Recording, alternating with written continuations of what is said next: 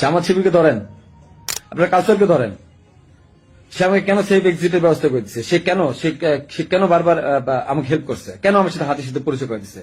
R he knows everything. আমি মানুষ murder করে আমি আমার বাসায় যাবো যেন আমার 14 গোষ্ঠী ধরতে পারে। মানে আমি এত বড় বোকা, এত বড় পাগল? হ্যাঁ, আমি দুবাইতেই, দুবাইয়ের শারজাতে আছি।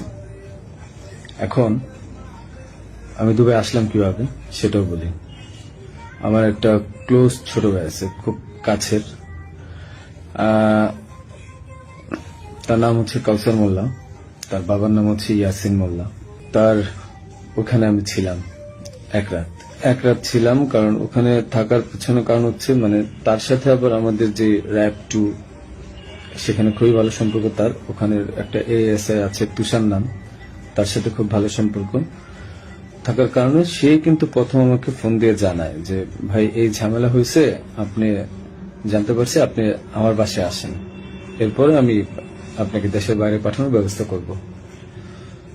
তো আমি পরে বুঝতে পারিনি, পরে ফেসবুকে দেখলাম, দেখার পরে সে আমাকে লিঙ্ক দিল, দেখার পরে আমি তার ওখানে চলে যাই এবং এক রাত তার ওখানে ছিলাম। তার বাবা ইয়াসিন মোল্লা মোটামুটি পাওয়ারফুল লোক আর টাকা পয়সা আছে অনেক। তো এই কাউসার যেহেতু র্যাবের সোর্স হিসেবে কাজ করে, তো সে আমাকে হেল্প করছে, অনেক হেল্প করছে, আমি ওখান থেকে চলে আসতে পারছি। আর এই কাউসারই কিন্তু আমাকে হাদির সাথে পরিচয় করে দিছিল আমার কাজের জন্য। কাউসার মোল্লা আমাকে হাদির সাথে পরিচয় করায় দেয়। আমি তার নামটা কেন বললাম, কারণ আমার তাকে সন্দেহ হয়েছে। সে আমাকে দেশ থেকে করছে, সেভ করছে, সবকিছু করছে। যেহেতু কাজটা আমি করি নাই, সে জানতো যে আমি কখন হাদির কাছে যাই, কি করি না করি, সবই জানতো। কারণ আমার কাজের জন্য আমি যাচ্ছিলাম, সে জানতো। যেহেতু সে আমাকে পরিচয় করেছে, তাকে আমি, সে নিজেকে এখন ওই নাহিদ সার্জিস, তারপর আপনার হাদি, এদের খুব ক্লোজ আমাকে বলছিল।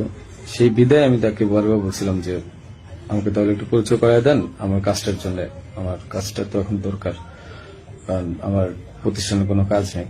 তো সে আমাকে পরিচয় করায় দেয়। কিন্তু যখন সে, আমি জানি না, ওখান থেকে চলে আসার পর, বিদায় নিয়ে চলে আসার পর হাদি গুলি খাইছে এবং সে আমাকে আশ্রয় দিছে এবং সে আমাকে সেফ এক্সিট করে দিছে। আর সে র্যাবের সোর্স হিসেবে কাজ করছে। যখন এগুলো আমি মিলাইলাম, তখন আমার কাছে মনে হলো যে সে অনেক কিছু জানে। তাই আমি তার কথাই বললাম যে আপনারা একটু, আমি বাংলাদেশের পুলিশ প্রশাসনকে বলবো যে আপনারা একটু কাউসার মোল্লা আর তার বাবা ইয়াসিন মোল্লা, এই দুজনকে একটু জিজ্ঞাসাবাদ করবেন যে আসলে মূল ঘটনা কোথায়, আমাকে কেন, আমার মনে হচ্ছে তারা আমাকে ফাঁসাইছে। তো এটা গেল। তাদের সাথে জড়িত র্যাবের সোর্স হিসেবে সে কাজ করে, তাদের সাথে জড়িত র্যাব 2 এর তুষার নামে একজন এসআই আছে, আপনার তাকেও জিজ্ঞাসাবাদ করবেন। এখন আমি আরেকটা কথায় আসি। আপনারা বলছেন যে আমি কেন দেশ ছেড়ে চলে গেলাম। আরে ভাই, আমি তো মানুষ, আমি ব্যবসা করে খাওয়া ছেলে। দিন শেষে দেখা যাবে যে আমি দেশে থাকবো, আপনারা আমাকে মব করবেন। তো যেহেতু মবের যুগ চলতেছে এখন, 5ই আগস্টের পর থেকে আপনারা মবের একটা যুগ নিয়ে আসছেন, তো আমি কিভাবে মানে দেশ না ছেড়ে আসি? আর আমাকে তো কালচারই বলছে যে আপনি দেশ ছেড়ে চলে যান, আপনি দেশে থাকলে অনেক ঝামেলা হবে। তো আমি দেশ ছেড়ে চলে আসছি। পরবর্তী জানতে পারছি এই কাউসার র্যাবের সবার সাথে ঘুরে ঘুরে মানে মোটামুটি র্যাবকে ব্যস্ত রাখছে এবং আমার ফ্যামিলিকে সেই মোটামুটি ইনফরমেশন গুলো দিচ্ছে। তো আমি বারবার বলছি যে আপনারা কালচারকে ধরেন। আমি শিওর এ আমাকে ফাঁসানোর পিছনে অনেক বড় হাত আছে এবং সে জানে যে কাজ কাদের। যেহেতু তার ব্যাকগ্রাউন্ড, আমার ছোট ভাই ভালো সম্পর্ক ছিল, তার ব্যাকগ্রাউন্ড কিন্তু ভালো ছিল না। আমার ব্যাংকের যে ট্রানজেকশন, হ্যাঁ, আমার ব্যাংকের যে ট্রানজেকশন, আমি বলি, আমি সরকারি কাজ যেহেতু করি, আমার ব্যাংকের ট্রানজেকশন প্রতি বছর যে টার্ন ওভার, এই প্রতিটা টার্ন ওভারের ভ্যাট ট্যাক্স দেওয়া আমি প্রুফ দেখাই আপনাদেরকে। আমি ব্যবসা করি 2010 সাল থেকে। তো আমি ট্যাক্স দেওয়া শুরু করেছি মেবি 14 সাল থেকে। হ্যাঁ, তো ওসব কাগজগুলো নাই, 2টা বছরের খুঁজে পাইছি। এই যে দেখেন, 2022 সালে আমার 21 লাখ টাকা ট্যাক্স দেওয়া ছিল এবং 2023 সালে আমার 66 লাখ টাকা, এবং এই বছর কিন্তু আমি 9 লাখ টাকা, ব্যবসা এত ভালো ছিল না, 9 লাখ টাকা আমি ট্যাক্স দিয়েছি। যে আপনারা বলছেন যে আসলে হাতি টাকা নেয় না, হাতি অনেক ভালো মানুষ। হাদিকে আমি 5 লাখ টাকা দিয়েছি, তারপর মনে হচ্ছে হাদি যখন আমার কাছে টাকা চায়, ঠিক এই টাকার উপরে আমি 5 লাখ টাকা লোন নিয়েছি ব্যাংক থেকে। আমার কাছে যদি ভাই 127 কোটি 218 কোটি টাকা থাকতো, তাহলে আমি কি লোন নিতে যেতাম? আমাকে খুব মিথ্যা ভাবে ফাঁসানো হয়েছে। আমি এগুলো সাথে জড়িত না, বাবা মা জড়িত না। ওখানে আপনি এনআরবিসিতে খবর নিবেন আপনারা, যে আমি 5 লাখ টাকা লোন নিয়েছি, এবং লোন নিয়ে এই টাকা আমি হাদিকে দিয়েছি। কারণ সে আমাকে বলছিল যে ইসের ছাড়া, মানে অ্যাডভান্স ছাড়া সে কাজ করতে পারবে না। আরেকটা কথা, আপনারা বলতেছেন যে জাবের এত ভালো মানুষ, খুব ভালো মানুষ, মহৎ মানুষ, তারা টাকা নেয় না। জাবেরকে জিজ্ঞাসা করবেন, জাবেরকে ধরে এনে জিজ্ঞাসা করবেন যে এই গেঞ্জি বানায় দেওয়ার জন্য, 250 গেঞ্জি বানানোর জন্য কাকে বারবার ফোন দিছে, কার কাছে বারবার টাকা চাইছে। আমি ফয়সাল, আমার কাছে বারবার টাকা চাইছে ওরা। আর তাদেরকে, জাবেরকে আমি প্রথম 10,000 না 5,000 টাকা দিচ্ছি, সে বলছে ভাই হাদিয়া দিছে, যে নেন ফয়সাল ভাই। এত সৎ লোক আপনারা।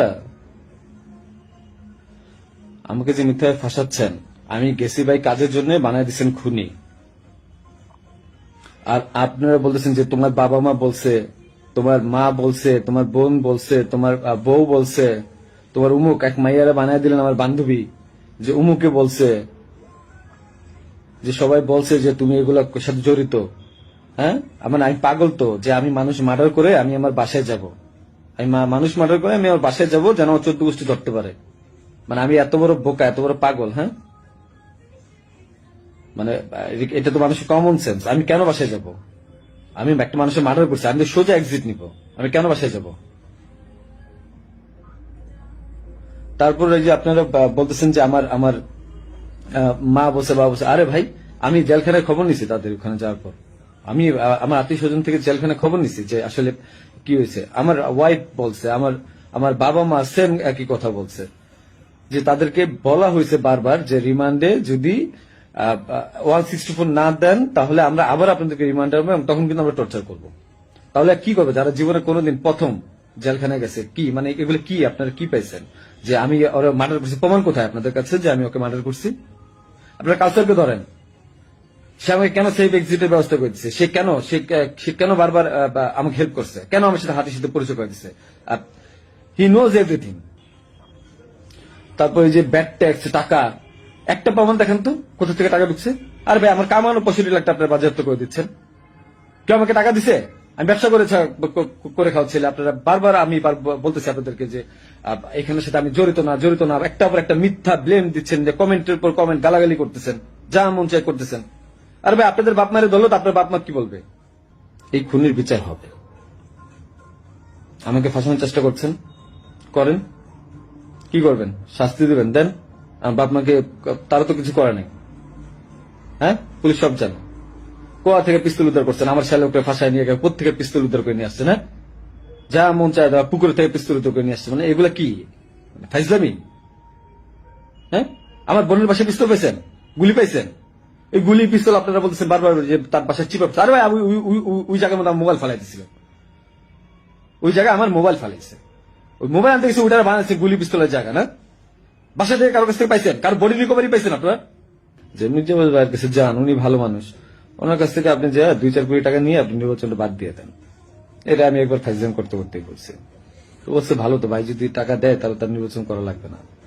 হাদির মুখে শোনা মির্জা আব্বাস ভালো লোক মানুষ। মির্জা আব্বাসের মতো লোক এই কাজ করতে পারে না। যারা করতে পারে তাদেরকে জিজ্ঞাসা করেন।